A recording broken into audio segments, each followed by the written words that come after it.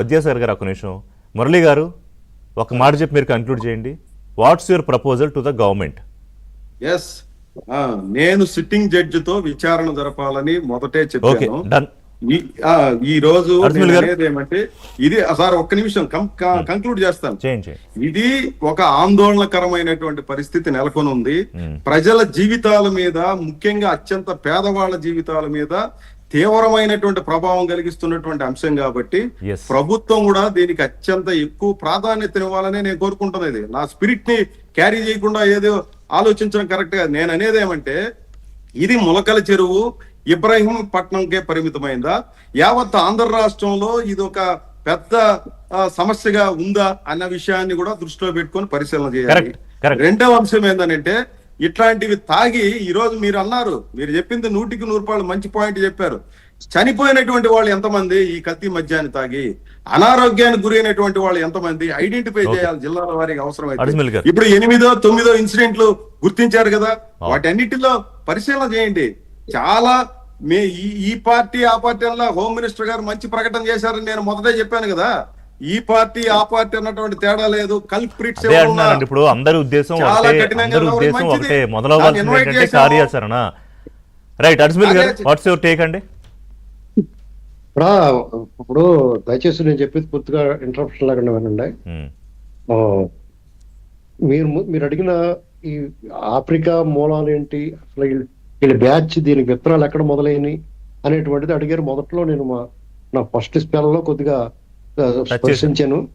ఇక్కడ జార్జి రెడ్డి వాళ్ళ బ్యాచ్, అనిల్ కుమార్ రెడ్డి, సునీల్ కుమార్ రెడ్డి, వీళ్ళకి సిసి రెడ్డి అని ఉండి కూడా అతను సినిమాలు కూడా తీసాడు.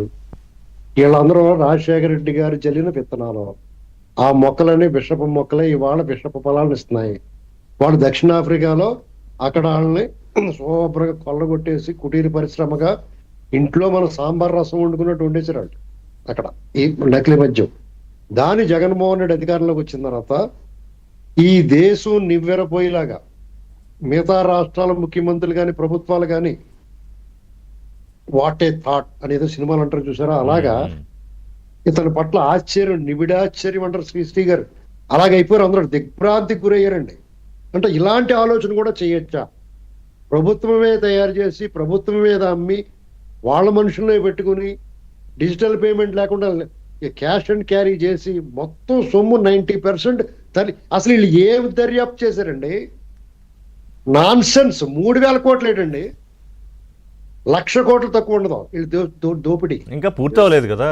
కాదు, పూర్తవకుండా అట్లా అనొచ్చా మనం? పూర్తవలేదు కదా. ఇది ప్రస్తుతానికి ఇది ముడుపులని చెప్తా ఉన్నారు. ఈ సిట్టు దర్యాప్తు బృందం ఈ ముడుపుల విషయంలో వాళ్ళు చిత్తశుద్ధిని కానీ ఎక్కడా ప్రలోభాలకు లోనవ్వకుండా, ఒత్తిడికి లోనవ్వకుండా చేస్తున్నారు. కానీ ఎందుకంటే ఇప్పుడు సిట్ అధికారులు దీంట్లో ఎన్ని తెరలు ఉన్నాయి, ఎన్ని లేయర్లు ఉన్నాయో బయటికి లాగారు కదా. ఒకసారి వినండి, వాళ్ళు మాట్లాడి వైసీపీ వాళ్ళు మాట్లాడి మాటలు నాన్ సెన్స్. వాళ్ళు చేసేదంతా చేసి ఇవాళ తిరిగి బురద వీళ్ళకి అంటిస్తా ఉన్నారు. మా బాధ ఆవేదన ఏంటంటే వాళ్ళు పూర్తి స్థాయిలో మొత్తం కొల్లగొట్టేశారు. ఎవరన్నా ఏదన్నా తాగితే స్ట్రా వేసుకుని తాగుతారు, బొబ్బాస్ కొట్టం వేసుకుని పేదల రక్తం తాగారంటే. మొదటి నుంచి మనం బాధపడేది ఏంటంటే ఇక్కడ ఇందాక మన విద్యాసాగర్ గారు కానీ లేకపోతే మన మిగతా ప్యానల్లో ఉన్న వాళ్ళు చెప్పింది కానీ మొత్తం వ్యవస్థలు నిజమే. మొత్తం వ్యవస్థలు మనం అనలేం. అధికారులు మొరాలిటీని దెబ్బతీయకూడదు. ఒకళ్ళిద్దరు తప్ప మంచినీటి తటాకంలో ఒక విషపు చుక్కేస్తే మొత్తం అంతా విషపూరితం అవుతుందండి. కాబట్టి మనం చాలా అప్రమత్తంగా ఉండాలి. ఆ విషం కలపకుండా చూసుకోవాలి. ఆ గుంపులో ఇటువంటి చీడ పురుగులు చేరకుండా చూసుకోవాలి. వాళ్ళని వేరే పక్కన పెట్టాలి. అండ్ ఇంకొకటి ఏంటంటే ఈ కుట్రలు గమనించుకోవాలి. ఇప్పుడు మొత్తం అంతా ఎడిదిప్పుతున్నారు వీళ్ళు, అది గమనించుకోవాలి మంత్రులు, అధికారులు. మీకు ఒక మాట చెప్తాను వినండి. చంద్రబాబు నాయుడు గారి విధానం ఎలా ఉంటుందంటే